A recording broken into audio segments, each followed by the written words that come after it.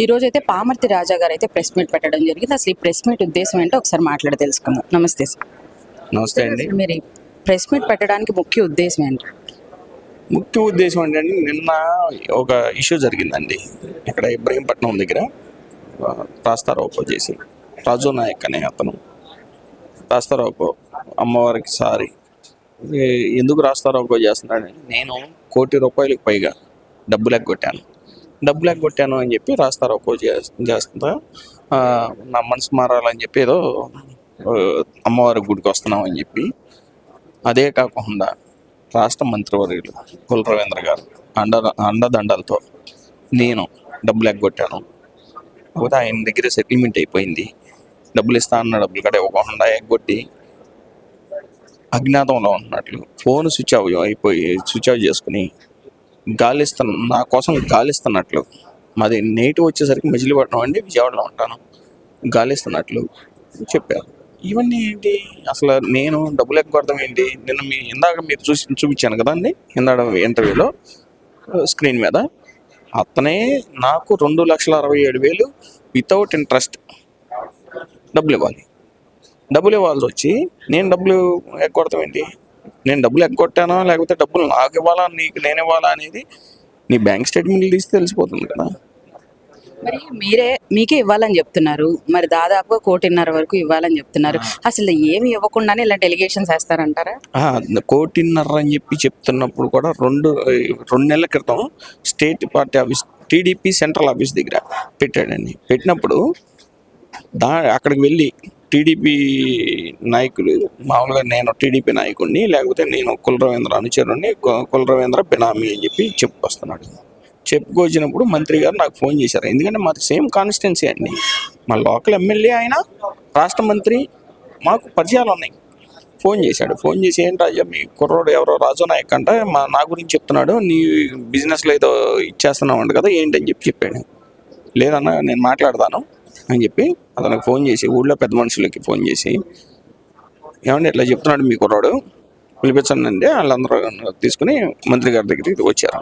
వచ్చినప్పుడు ఇట్లా చెప్తే మంత్రి గారి దగ్గర చెప్పాడు. ఏమని చెప్పాడు? మీ పేరు వాడుకుంటే రాష్ట్రం మొత్తం అలరవుద్ది, అప్పుడు నాకు న్యాయం జరుగుద్ది అని చెప్పంటే రాష్ట్రం నా పేరు వాడుకోవాల్సిన అవసరం ఏంటి అని చెప్పి మంత్రి గారు కేకలేస్తే తప్పైపోయిందని చెప్పి కాళ్ళు పట్టుకుని అసలు ఇది రాజకీయంగా ఎవరు చేస్తున్న కుట్రని కూడా అడిగాడు.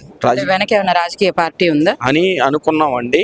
అనుకున్న తర్వాత అసలు ఇతను పెట్టుకుని చేయాల్సిన అవసరం, అసలు కుల రవీంద్ర గారి మీద ఆకాశం మీద ఉమ్మేస్తే మీద పడినట్లు ఆయన మీద అవసరం ఏముందండి? రాజకీయంగా ఆయన్ని దీంట్లో ఆ కోణంలో ఆలోచించాల్సిన అవసరం లేదు, అంత ఇది లేదండి. అయ్యేసరికి అందరికీ లెక్కలు, ఇతను మాతో పాటు ఉన్నాడు, అందరికీ లెక్కలు చూపించిన తర్వాత నాకే డబ్బులు ఇవ్వాలన్న తర్వాత డివి కృష్ణ గారు అని చెప్పి ఒక కమ్యూనిస్ట్ లీడర్ అండి, ఆయన్ని తీసుకుని వచ్చారు. ఏదైతే డాక్యుమెంట్ ఎవిడెన్స్ ఉందో ఇవన్నీ కూడా ఆయనకి ఇచ్చి, మీరు చూడండి, మీరు ఏం చెప్తే చేస్తామని చెప్పాము. డాక్యుమెంట్ ఎవిడెన్స్ ఇచ్చిన తర్వాత ఆయన ఒకసారి ఫోన్ చేసి, వాడు 34 లక్షలు ఏదో తీసుకొస్తున్నాడండి పిల్లోడు, ఒక 10 లక్షలు 20 లక్షలు ఇచ్చి క్లోజ్ చేసేయండి అని అన్నాడు. అసలు 34 లక్షల రూపాయలు తీసుకొస్తున్నప్పుడు 10 లక్షలు 20 లక్షలు ఎందుకు ఇవ్వాలండి? అతనికి రావాల్సి వస్తే 34 లక్షలు తీసుకోవాల్సిందే. మీరు కావాలని లెక్కలు చూడండి, లెక్కలు చూసి అతనికి రావాల్సి వస్తే అతనికి ఇప్పించండి, ఇది పెద్ద మనిషిగా. నాకు రావాల్సి వస్తే నాకు ఇవ్వండి, నాకు చేయించండి. ఏంటి, నేను డబ్బులు రావాల్సిన ఇక్కడ వదిలేశాను, ఇప్పుడు మీ ద్వారా అయినా కానీ జరుగుద్ది అని అంటే, ఇవన్నీ నేను చూస్తానికి నాడేటలం అండి, మాకేం అవసరం అండి, ఏంటి ఇది మా వ్యాపారం కాదు కదా అన్న. రైటే సార్, అట్లాంటప్పుడు ఇంకో పని చేయాల్సింది, సెంట్రల్ ఆఫీస్లో ధర్నా పెట్టాడు 2 నెలల క్రితం, మీకు తెలియదు, అప్పుడు 1,54,00,000 అని చెప్పి ధర్నా పెట్టాడు, ఆ పై 54 లక్షలు తీసేసి ₹1,00,00,000 ఇప్పించాల్సింది, ఇంకా న్యాయం చేసిన వాళ్ళు అవుతారు. అంటే ఏమి డబ్బులు ఊరికినే రావండి, అవన్నీ కూడా చూసుకున్నాం. మీరు లెక్కలు ఉంటే, సరైన లెక్కలు ఉంటే మీ దగ్గర, లేకపోతే నేను చూపించేది నా దగ్గర అంతా కూడా ట్రాన్స్పరెన్సీ అకౌంట్ స్టేట్మెంటే ఉంది. ఏంటి ఇవన్నీ అభియోగాలండి, వాస్తవాలు కాదు. దీని గురించి అసలు నిన్న ఇప్పుడు కూడా ప్రెస్ మీట్ పెట్టాల్సిన అవసరం లేదు నాకు.